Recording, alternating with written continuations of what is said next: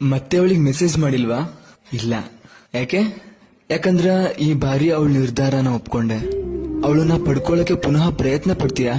ಗೊತ್ತಿಲ್ಲ, may be ಇಲ್ಲ ಅನ್ಸತ್ತೆ.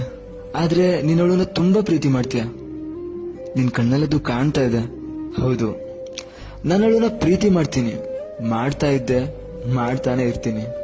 ಆದ್ರೆ ಈಗ ಅವಳು ನಾನು ಮೊದಲು ನೋಡಿದ ವ್ಯಕ್ತಿ ಅಲ್ವೇ ಅಲ್ಲ. ನನ್ ಕಣ್ಣೀರ್ಕೊಂಡ್ರು ಅವಳಿಗೆ ಕರುಣೆನೆ ಬರ್ಲಿಲ್ಲ. ಅವಳು ಬಳಿ ಪ್ರೀತಿ ಭಿಕ್ಷೆ ಬೇಡವಾಗಿ ಮಾಡಿದ್ಲು.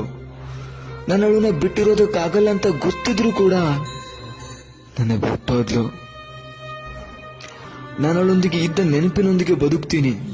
ಆದ್ರೆ ನನ್ನೊಂದಿಗಿರಲು ಇಷ್ಟ ಇಲ್ಲದೆ ಇರೋ ಆಕೆಯನ್ನ ಬಲವಂತ ಪಡಿಸಿ ಇಟ್ಕೊಳಕ್ ಬಯಸಲ್ಲ.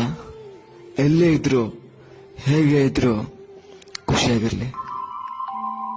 ಈ ಜೀವನ ಒಂದು ಯಾತ್ರೆಯು